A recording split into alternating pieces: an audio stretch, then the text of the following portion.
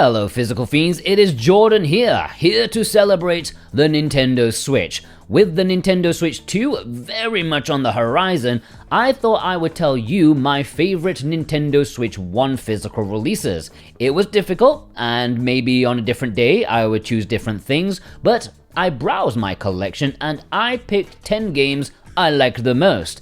It could be because of the quality of the game, the quality of the package, or some sentimental value behind it, and maybe a bit of all three. And so, in no particular order aside from I thought of them first, number 1, Final Fantasy Pixel Remaster, also known as the Anniversary Edition. Now this doesn't even contain my favorite game in the entire series, at least not even the top 2, but it's the principle alone of having 6 JRPGs, classics at that, in one great package. Now you can debate until the cows come home about how good they are compared to the original. I will definitely admit there's a tiny bit of personality lost within each game now that they are homogeneous. However, if you didn't know, it won't bother you. What a fantastic piece of gaming history slammed together on one cartridge. It was pricey at launch, but it's steadily coming down in price, having been on sale for like $45, and that is 100% worth it. It was worth it at full price in my opinion. Final Fantasy 4, 5 and 6 are some of the best games in the genre, and 1, 2 and 3 are fun games in their own right. Maybe not masterpieces, but still great for the era when they were released in. Now, like you'll see a lot in this video, many of the games are still sealed. I am not a sealed collector or anything, but it's often the case that I have digital copies of these games already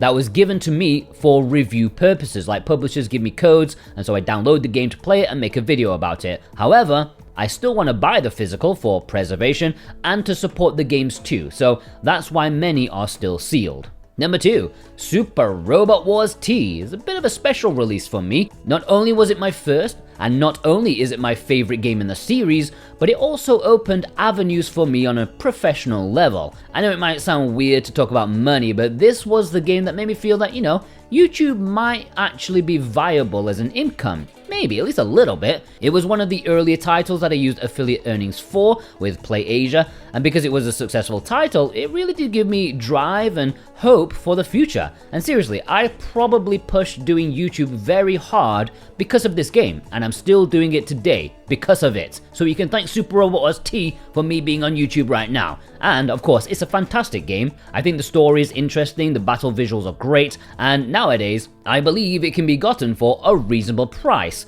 Only the Southeast Asian release and the Hong Kong versions have English, and if you don't have any games in the series, this is the one I can wholeheartedly recommend as your first. And by the way, if you do want to buy any of these, if they're still available, I have linked them down below in the description and pinned comment, and any purchase made massively helps support me, this channel, and physical media in general. Whether it's from PlayAsia, VGP, PMP or whatever, I thank you greatly, and I've made sure to put all the discount codes alongside them in the description too, so I can save you guys a bit of dosh as well. Thank you so much. Number 3, Suikoden I II HD Remaster. I mean, this is the kind of release I've been waiting for at least 60% of my life. An accessible double pack of 2 of my favorite JRPGs, given another chance of life, another chance at being in the hands of those who have never experienced them before. I think they are really nice remakes and are pretty much perfect as JRPGs go in my mind. They have everything I love about the genre. Incredible stories with painful twists and turns, interesting characters you grow to love, they have base building, character recruitment, war battles, they have everything. I'm only mildly bitter that despite this release doing well, it's actually the Luna Remastered collection which people went crazy for. The hype and FOMO for that was crazy, while Suikoden just went about its business quietly. I mean, I'm happy it's widely available without issue, but it would have been fun to see younger gamers go in a frenzy to pick it up, because that would just give me, well, Anyways, I highly recommend this package. Please buy it if you haven't already. Number 4, Kirby and the Forgotten Land. I know some may say this is recency bias, but I do think this is the best Kirby game. Now, playing this with my daughter, it was the first game we completed together, so it's not only a quality title, but there is some immense sentimental value to go alongside it. Just watching her play around in the hub world, imagining her own scenarios, it almost brought a tear to my eye. Now she's moved on to games like Animal Crossing these days, but I will forever cherish the memories that this game gave me. It's a quality game too. The Nintendo Switch 2 will be getting an updated version with Switch 2 exclusive content, which I am sure I will grab so we can complete it together as well. It's been a few years now, so I do wonder if she remembers it. You know how kids grow up. Number 5, Romance of the Three Kingdoms VIII Remake. Where the hell did this come from? I swear someone at Koei must have been tapping into my brain at some point, because on whose bingo card was a remake of Three Kingdoms VIII? The original PS2 game is probably my most played video game of all time, and when this remake was announced during a Japanese Nintendo Direct, you'd think I'd be jumping for joy and blown away. But no, because I frankly just did not believe it was a real thing. Why would they make this one of all entries? Anyways, it turned out to be a fantastic remake, no matter what some people comment on my video about it. It's pretty much the original with some minor tweaks and a difference in the battle system. It's great, and it is also my most played Nintendo Switch 1 game. The English physical release for this was only in Southeast Asia. I haven't opened it yet because Koei sent me a review code, so it feels weird to open this for no reason, but trust me, I could not be happier with this game. It is the original, but more. Number 6, Witch Spring 3 Refine. I don't think many would argue in the favor of Witch Spring 3 Refine being a fantastic game. I mean, it's a cute little RPG with obvious mobile origins. I think it's pretty cool, I do like the game, but I'm not choosing it due to the quality of the gameplay, but more of the package that it came in. While it received a release worldwide in every territory, I love the fact that if you pre-ordered the game in Asia, it came in a really cutely presented way. It was a standard, cheap price to pre-order and came with a lovely sleeve, tightly packed with a soundtrack CD and an art book. It is simple, but I just find it really elegant. I feel like I've just walked into a bookstore or something, and the cover art for the Asian release is actually the best box art of the lot, in my humble opinion. If this released in the West like this, you'd have to pay like 15 or 20 bucks extra on top of it. Yet this was a nice little free reward for early adopters. Number 7, The Legend of Zelda Breath of the Wild. This was my second ever Nintendo Switch game that I owned. For some reason, Bomberman arrived earlier, even before I got my console. It took me a little while to get into it. I was often a bit busy playing smaller games, trying to make videos about them to build up, an older channel of mine, even before I was part of Switch Watch. But then I finally managed to sink time into it, and man, what a journey this was. A never-ending adventure that made me feel like a kid again. It's hard to believe this has been, almost a decade? Like how? How is this game older than my daughter? It defies the laws of space-time and gravity. It feels like yesterday I was experimenting with the game's systems, seeing what would work, seeing what wouldn't work. And yes, I am fine with the weapon breaking. I think it adds to the game. Number 8, Legend of Mana Remastered. This is a game I often think about, long after I ever needed to. It's a PS1 action RPG from Square Enix. I'd never played it back on the PS1, so this Switch port was a nice introduction to a game I find very mysterious. It is a game that feels like it's full of secrets and mechanics that, under the hood, means that everyone who plays it will have a slightly different experience, and yet it still manages to tell a decent story despite being quite all over the place. It is a beautiful game to look at, as well as listen to, as well as play, and I highly recommend it. The physical release for this was only in Southeast Asia, so you will have to import it. Again, mine is sealed because, Square Enix give me codes and stuff like that, but I had to buy it, and I had to support it. Number 9, Little Witch Nobeta is another game I think about often. I kinda wish more games were like this. It is not the best game in the world, not the most advanced or the most ambitious, but it is a game that would be perfect on the PlayStation 2, which for me is the golden era of gaming, the perfect balance in terms of scope, design sensibilities, creativeness. It's what I love about the era, and Little Witch Nobeta encapsulates that mood perfectly. Idea Factory actually sent me a little collector's edition, which did come with a plush, but I gave that to my daughter and it promptly disappeared, as it does. It has a steelbook and a soundtrack, and the game itself is a third-person action game. You're a cute little witch that can shoot magic and stuff. Is it the best game ever? No, of course not, but I wish more games were like this. Number 10. Samurai Shodown. This was sent to me by Pix and Love, and it might be the best thing that's ever been sent to me in terms of awesomeness. I love the fact this Shockbox edition of the then newest release in the Samurai Shodown series included an extra physical game exclusive to this edition, because it also includes Samurai Shodown II, the Neo Geo Pocket Color game. Now, this is less important due to it now being included in one of those Neo Geo Pocket Color collections, but at the time, this was like mind-blowing, and it's still really nice. And it still does kind of feel like a little secret release, a physical that in the future people will forget about.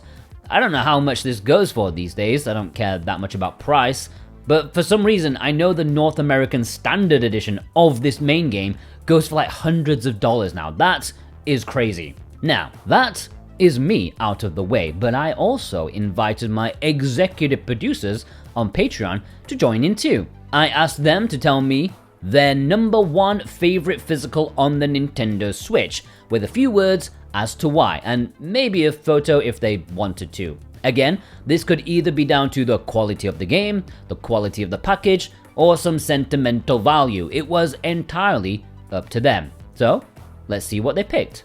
Punkidusa chose The Witcher 3 Wild Hunt Complete Edition. Not only is it a good game, because CD Projekt Red went to the extra effort to give a true full-fat physical for it, whereas many other companies would have had a download required. And of course, their efforts in thinking about the consumer are still going strong with the Nintendo Switch 2 edition of Cyberpunk 2077, one of the few third-party releases that's going to be on a proper cartridge, so that's something to support and celebrate. D's nuts, definitely cheating. I mean, what can I do about it? He gives me money. That is the power of D's nuts. They chose Xenoblade Chronicles 3 and Eternights, and said it's because they both share a deep, compelling story, a story that will make you experience a swath of emotions, expert JRPG stories, and a well-established roster of characters with a satisfying ending. The edge may go to Xenoblade, as anyone who experiences Chapter 5 will come out of the experience a new person, and Xenoblade has a strong history, but Eternights is a solid, beautifully designed RPG from a small studio that is a hidden gem on the Switch. That's a quote, by the way. I'm going to quote them. I forgot to say that. Cartoon Soren surprised me a little bit. I was expecting Shantae from him, but he chose Made in Abyss, the collector's edition. In fact, this is based on a manga series, and despite having young-looking kids in it, the series is known for its brutality.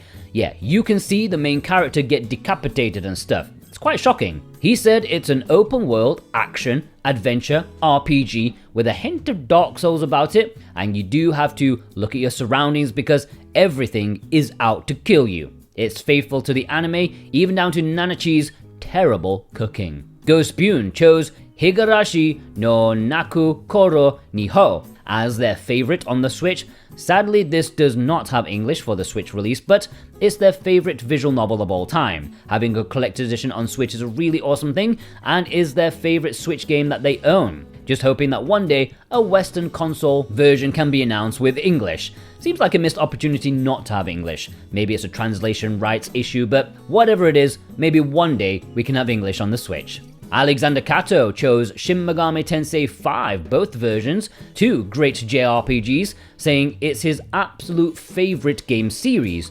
Not only loving the gameplay, but also the world has helped him a lot with mental troubles thanks to its heavy connection to philosophy, adding that it wouldn't be that much of a stretch to say that these games saved his life. Powerful and meaningful stuff. Switch Effect decided to go for something left field. He chose the Assassin's Creed Rebel Collection, specifically for Black Flag, which is the one that is on the cartridge, saying he's a huge fan of Assassin's Creed, and this is arguably the best in the series for him. If you're looking to fulfill your Pirates of the Caribbean fantasies, this open world game is a great choice. It looks fantastic on the Switch OLED, which you'll see the moment those crystal clear Caribbean waters appear. It's not perfect, but in handheld mode it pushes the Switch to its limits and does an outstanding job. Jennifer M decided to go with Animal Crossing New Horizons, saying it's a really tough choice because there were plenty of options, but in the end, they had to go with Animal Crossing, not because she thinks it's the best one, but because she bought the Switch for this game. She waited until she knew an Animal Crossing would be released, then bought a Switch and Breath of the Wild to hold her over until release, and thankfully she had Animal Crossing through COVID. Jake Vav decided to go with cross-code, saying the game has it all. He's usually fine with ignoring a game's storyline to focus on the gameplay, but he really got sucked into this one. It's definitely one of the best games he's ever played. It also helps that the collector's edition is beautiful and comes with a nice art book. They, my man in Japan, decided to go with Front Mission, a series that has a deep meaning for him. After moving to Japan, he was hooked up with a Super Famicom and was surprised to see that the Japanese version of Front Mission 2 had all the menus in English, which really helped out in completing the game, even though he had no idea what the story was about. Sadly, after grabbing the first game, that had no English at all, so now this remake allowed him to play it properly for the first time in English. Radio to Rancid decided to go with the classic shooter Mushihime-sama. Pretty sure he chose it just so I had to say it. Having this on the Nintendo Switch is a joy, and is thankful to Livewire and K for making such an enjoyable game now on the Nintendo Switch. Having recently fired this game up myself on my PS2, yeah, I think I played it on the PS2, I can attest to its awesomeness. It's really great. Offlone went with Hollow Knight, saying probably has the best art style in a video game he knows of, and that he'd rank it right up there as the pinnacle of 2D platforming spiced up with challenging boss fights. And yeah, everyone pretty much considers this the GOAT of modern Metroidvanias. The question is though, where the bloody hell is Silksong? Super Ben Julio chose Hades, quoting, "It's like it was a perfect fit for the Switch. I put in so many hours into it, I enjoyed it so much I bought it for the PS5 as well, and it just didn't feel the same there. The experience on the Switch was superior, at least to me it was. Hours and hours of fun, and it was in his Switch for a solid 6 months, hogging up all that cartridge space." Sora Cat chose Xenoblade Chronicles 3, saying, "This is the one game in my collection I had to work in order to get it. I was one of the many people who crashed Nintendo servers trying to pre-order this edition. Like many, I was locked out of their first attempt to buy it, but I was happy to hear that a second round was offered. I even installed Twitter on my phone to track when the second round would open, and it wasn't easy then either. I was hounding Nintendo's site for over 6 hours, where I was teased with hope in getting it. Like many, I did at first give up and resign myself to a standard copy, but then people were posting that they were successful. I gave it one more try in the early evening and I got one. This was the first time I was ever wooting for joy in getting my hands on a physical game. Here's hoping I never have to do that again. But the work was worth it, as this game has a place of pride on my shelf amongst all my other Xeno games." Dave Horwath chose No Man's Sky, and I'm gonna quote him here. "My all-time favorite and recommended game is No Man's Sky. It is the most addictive game I have ever played. This is not an open world game, it's an open universe game. It is a game I will always play until my last breath." Azareth decided to go for Breath of the Wild, a bit like myself. I'm quoting him here.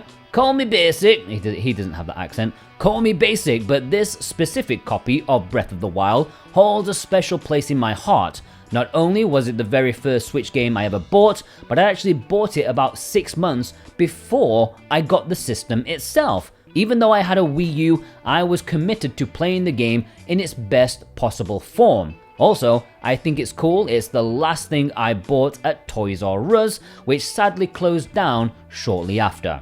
Yes, I think we all miss Toys R Us. Brent McLean decided to go for Shin-Chan, Me and the Professor on Summer Vacation, Limited Runs Collector's Edition, saying, "I was elated when Jordan let us know it was getting an English localization. It dropped in North America just in time for my birthday in 2022 and ushered in late summer play that, in my 40s, I thought I'd never see again. Waking up excited to play, spending all day in a game, and actually finishing it brought me back to a time of childhood fully represented in a game. I spent a whole day of play just trying to win at Dinosaur Showdown. With how much time I put into Shin-Chan, I never did actually 100% the game. I suspect there's still plenty of the journal still to fill and errands to run. The feeling I get just talking about the game and the wonderful memories only a few years ago, but somehow feels part of my childhood. It makes Shin-chan, me and the professor on summer vacation, the endless 7-day journey, my favorite game on the original Nintendo Switch. Adamantium chose Fire Emblem Warriors 3 Hopes. He really enjoyed the game's blend of Musou style combat with the class system from Fire Emblem 3 Houses. His wife is also a big fan of 3 Houses, so it was fun to couch co-op with her. The picture shows part of the collector's edition, but also some fan art that was signed by some of the voice actors. That's pretty cool. G Bautista 100 chose Super Robot Wars T. To quote him, "Never would I have known about this game were it not for Jordan's videos about it. Lifelong Gundam fan, so I was immediately invested. Super Robot Wars T has well-made polished cutscenes, an endless roster of anime legends, plus the best soundtrack one could ask for. All of this combined creates an unrivaled experience, even if the game is on the easiest side. Single-handedly, this pulled me right back into gaming after a 20-year break. I've put more than 400 hours into this game." That is a long time. Murphy went with Never, the recent release from Devolver Digital. He said Never is a beautiful puzzle platformer whose emotional story and compelling soundtrack offers a welcome, calming effect after a long day at work. Does look beautiful. Kevin W. chose Collar X Malice, saying, "It was one of the first VNs I got physically and 100% completed. I got it as a gift for Christmas, and at first I wasn't too sure about it. I'd never played an Otome VN, but once I got around to playing it, I could not put it down. Unlike some Otomes, which have the romance on the front stage, for Collar X Malice, it takes a back seat and lets the crime, drama, mystery be the front and center. I can't recommend this game enough. Definitely one every VN fan should have a copy of." Alex M decided to go with Eastward, specifically the Japanese physical release, which came a little bit earlier than the Western one, and I think I do enjoy the artwork a lot more here. He said the game has a great art style, amazing soundtrack, and would love to see another game in the series. Me too. The Nemo 6 went with Monster Hunter Rise, saying, "I have been playing games in the series since the first one came out many moons ago. This one added some of the best mechanics the series has seen since Monster Hunter Tri. It is the game I've played the most on the Switch." Instacritic chose Xenocrisis, saying, "For a long time, strictly limited release of Xenocrisis was the only way to own this retro-inspired top-down shooter. I love this game and have put more hours into it than any other Switch game I own. It's the perfect arcade game and it's easy to pick up and play and is very addicting. It has that just one more run temptation that ends up turning into hours. Nowadays you can get it in a triple pack with Final Vendetta and Battle Axe, which is nice, but this original release is still quite lovely." And those are my executive producers who decided on a game and sent in a photo. Thank you so much. I hope you all enjoyed this video. What is your favorite physical release on Nintendo Switch? Let me know in the comments below. If you haven't subscribed already, you should do so, okay? It will be the best thing you do today. Speaking of which, I hope you all have a fantastic one. Take care.